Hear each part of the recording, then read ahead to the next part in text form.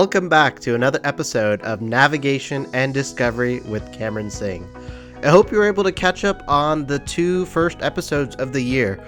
One of the episodes I did a 2023 year in review and talked about kind of my personal insights and also personal insights and outlook for 2024. So I give some insights on kind of some of the things that I've learned throughout 2023 and what 2024 looks like, not only for me, but for this podcast. And then we started off with the first guest interview with Chris Dunham, which was an awesome, outstanding conversation to get you energized and encouraged for 2024.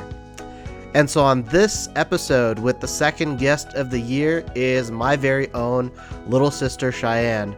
And she has been wanting to be on the podcast for quite some time.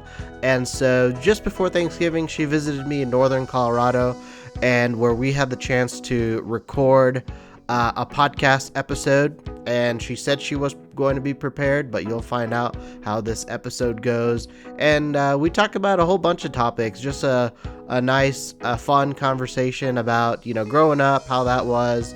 How you'll learn more about her story and her journey and where she's at in life, and just a fun conversation. And I think this episode you're going to enjoy, just learning more about kind of behind the scenes of me, and also kind of growing up a little bit, and really kind of behind the scenes of navigation and discovery. And you'll have an awesome time getting to know my sister, Cheyanne. And if this is your first time listening, don't forget to subscribe and leave a review for this episode wherever you are listening or watching. This will go on YouTube as well. And so here we go with the episode with my little sister, Cheyanne. Hope you enjoy. Why don't you start it then? Hello, here. Well, welcome to another episode of my podcast, Navigation and Discovery with Cameron Singh. And on today's podcast, it's a little bit different. We've got a special guest, my very own little sister, Cheyanne. Hello, hi, I'm Cheyanne. Yeah, I just said that. Well, welcome to the podcast. Thank you. So we didn't do any preparation or anything, and I don't know what she wants to talk about, but she was like, when I come and visit you in northern Colorado, she wants to do a podcast. So I'm like, okay. So we found some time, just ate breakfast, and now we're having some coffee. So what is it that you wanted to talk about? Yeah, so after reading your book, Navigation and Discovery. You actually read it? Yeah. Okay. I feel like some things were missing. This is the tell-all. Yeah, I feel like a portion of your life was missing in there. Why don't you, before that, tell a little bit about yourself and who you are? Yeah, so, I'm from the Bay Area. I still live in the Bay Area. I'm a nurse. I stay with my parents still. And rent-free. Hey, it's called saving money, which I think a lot of Gen Zers are doing. So it's doing good. Yeah, everything's good. Yeah. Okay, so continue on. Now, you read Navigation Discovery. Yeah, so I've read Navigation Discovery, and I think a lot of people are wondering. What? A lot of people are wondering, why are you single? You are very successful. You come from a great family, obviously. Hello. And you have a great foundation. You're faith-based. You have your own thing going on. You own businesses. You own a house. Some people would say that you are, successful. So why is that missing? Okay, well, I don't know. It's just when the right time comes and the right person comes, that's when things will happen.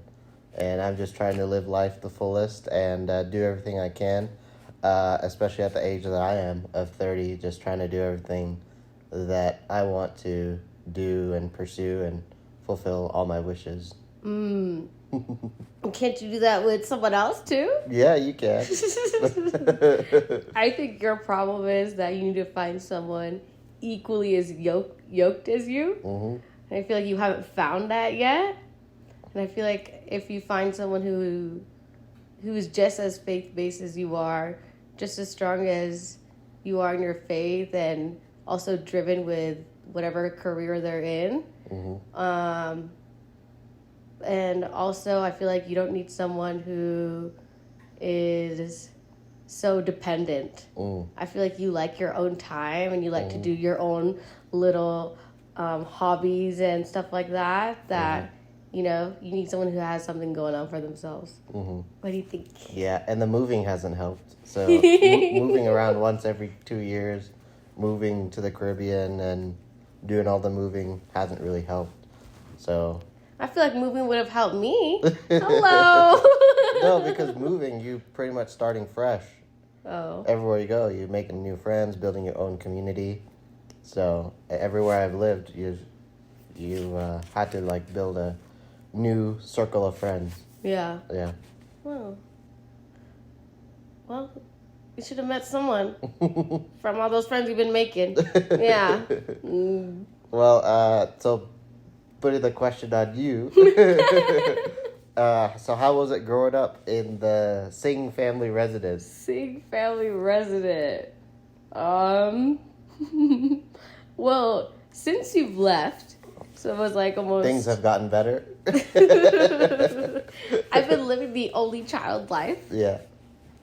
So basically, I'm very dependent on my mom.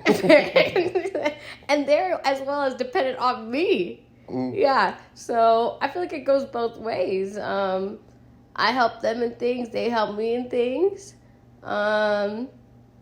It's tough living almost with your parents at 25 years old in a Brown family. Yes. Desi family. Yeah. Yeah, I mean, I feel like a lot of people are living with their parents, so they know exactly what we're going through. You still have to ask them, oh, so I'm going to go to this place, okay? Is that okay? And then they're going to be like, why are you going there? But, yeah, it's just... I hope it doesn't last very long. Well, even from a distance, they're like, oh, you didn't tell us you're going to Chicago. I'm like, I forgot. I don't need to tell you. I don't need to tell you. Like, oh, you didn't tell us you were going. When are you coming back? I was like, why do you need to know? Yeah. I'm not coming home. I think it'll be interesting to have you back for what? You said 10 days? 10 days for Thanksgiving. Well, thank God, because I need some help with these two. I'm still the favorite one. How does it feel not being the favorite? I am the favorite one. No. I am the favorite. No. I get special treatment. You just get, Feel sorry. yeah, feel sorry, yeah. They just feel sorry for, oh, better. Just because I've been living so far. Yeah.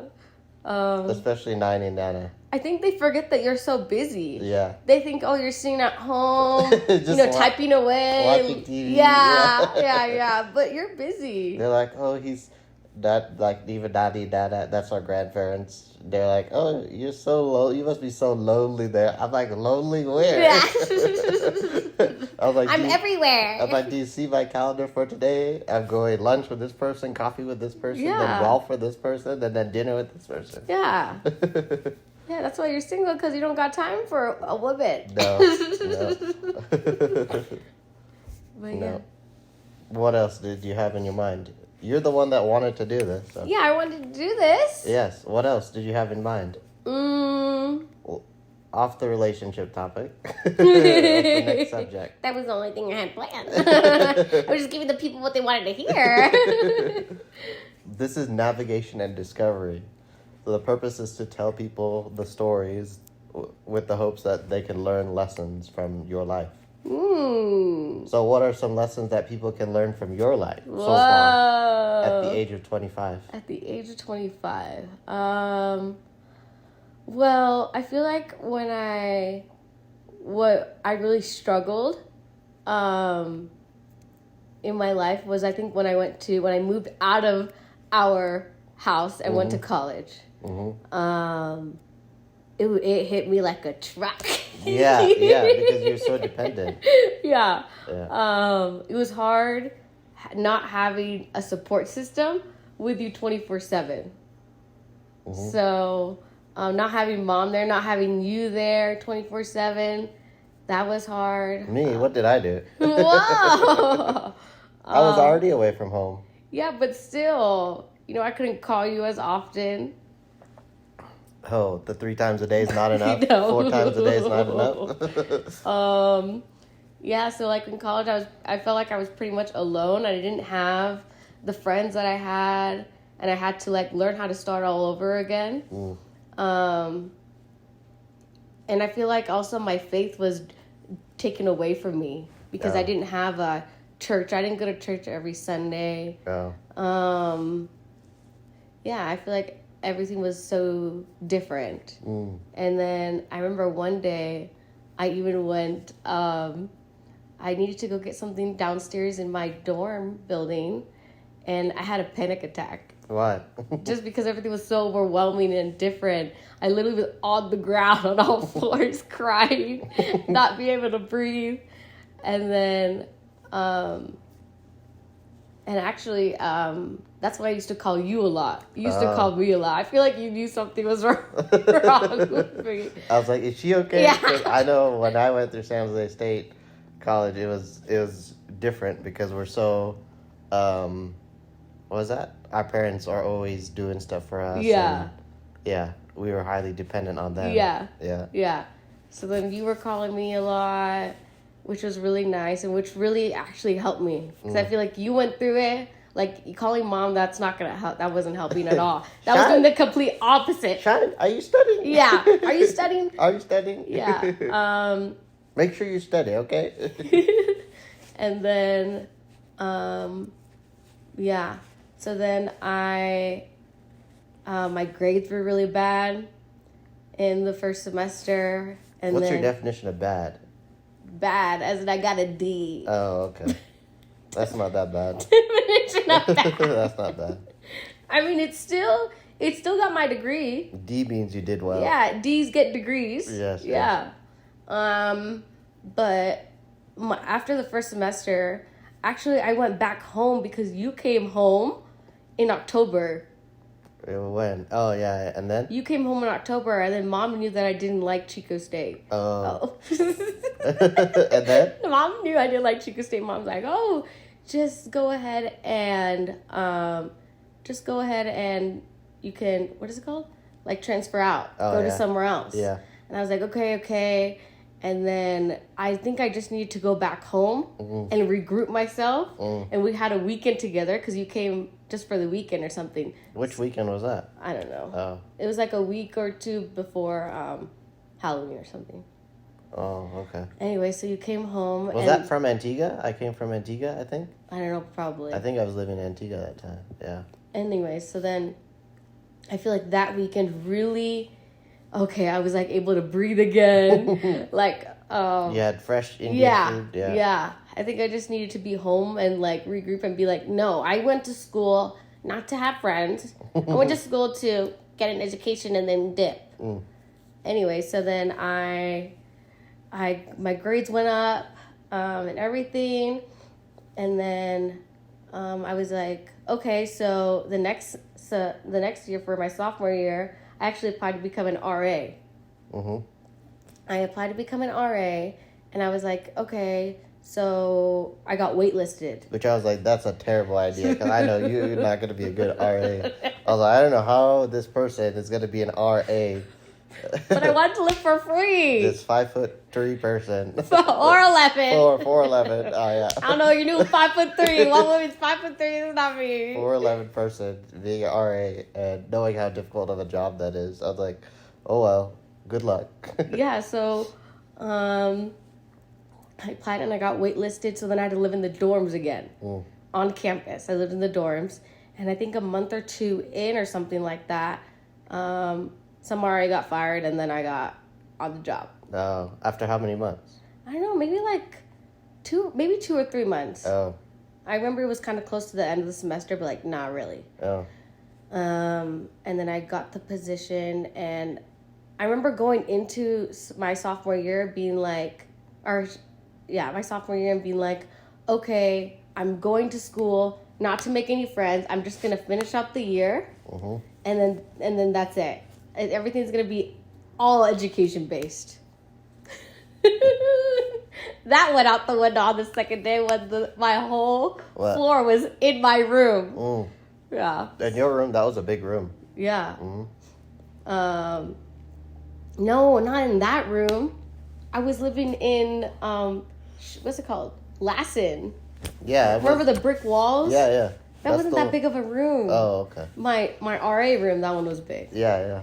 That's why I said your RA room was big. Oh, yeah. No, but everyone was in my room in my small. Oh, in the small. Yeah. Why? So me trying to be an RA and has a whole floor in my room. Oh. Anyways, it was just such a different experience. And I felt like I found people who were like-minded as me, who were... As an RA? No. Oh. Just like the people on the floor. Oh. Even though they were freshmen. That you were in charge of? I'm not in charge yet. Oh. Am I not explaining this properly?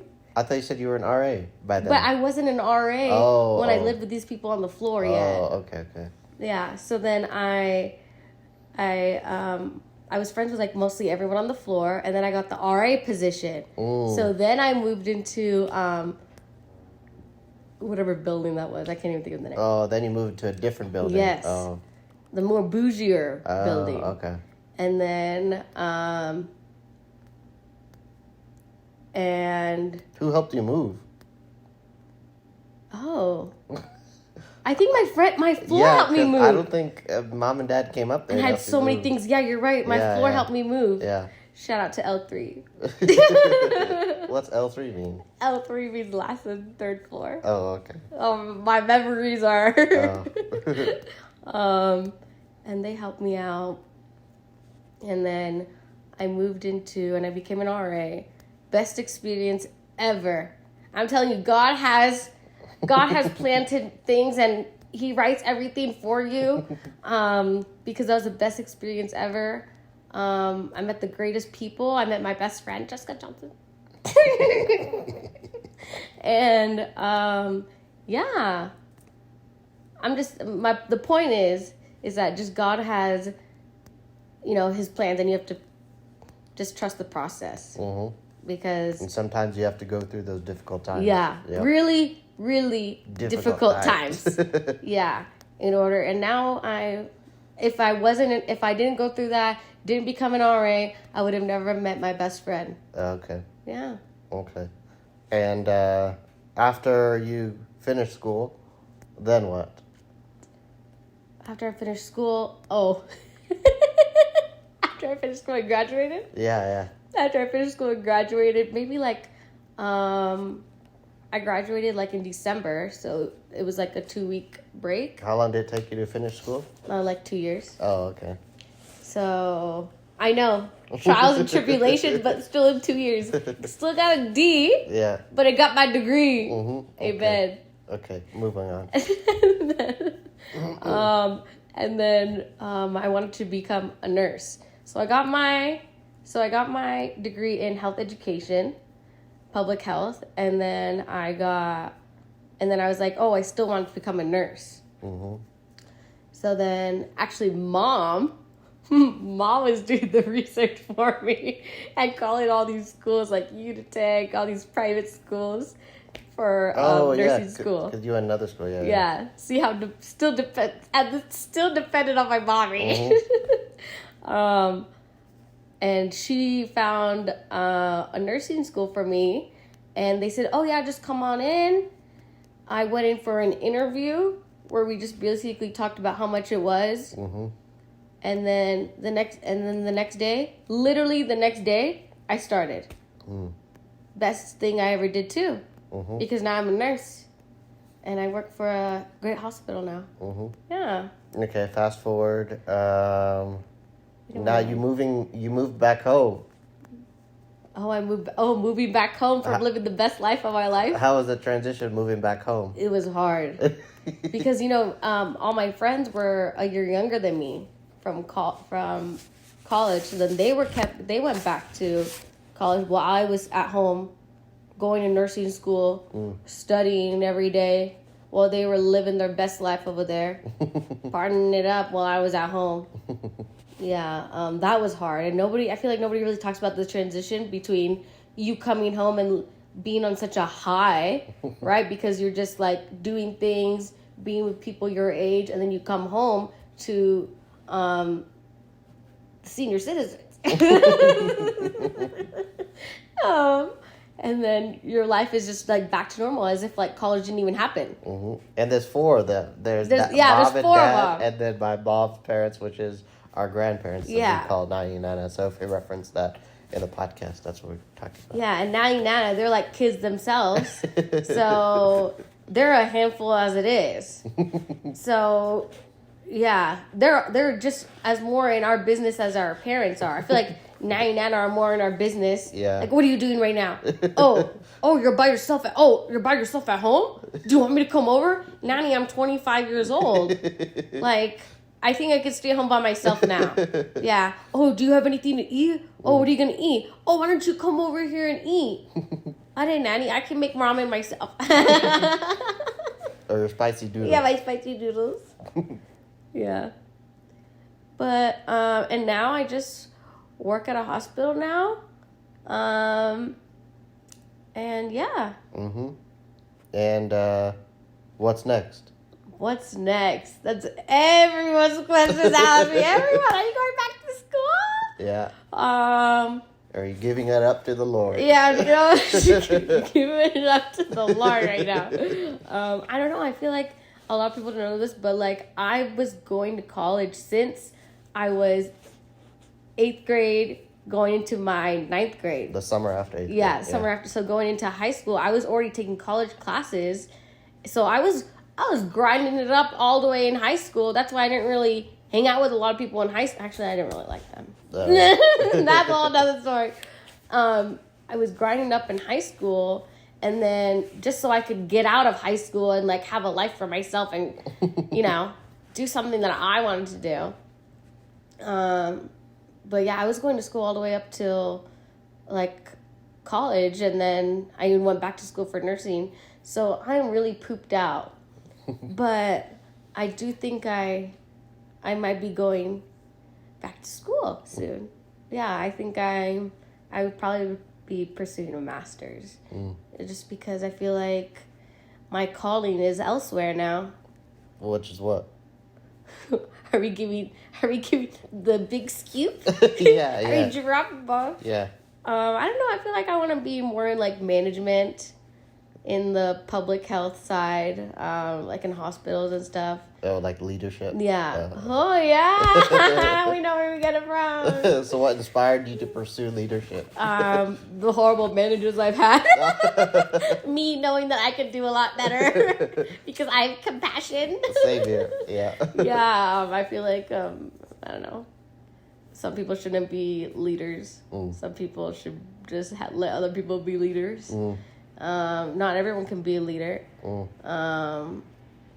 But you can also try to be the best leader you can be. I feel like some people just take advantage. Yeah, they take advantage of their situations. Yeah. And then they help their other people try to be leaders, but they're not good leaders as well. Oh. You can't bring someone with you if you yourself is not a good leader. Oh, okay. Do you know what I'm saying? Yep. Anyways. I better stop before I get started in trouble. That's like getting specific. Okay, so let's move on. I guess a lot of people are like, your guys' sibling relationship is so cool. Oh yeah. Yeah, people are that. like, oh wow, you and your sister are so close. Because we've been through trauma. Trauma brings people together.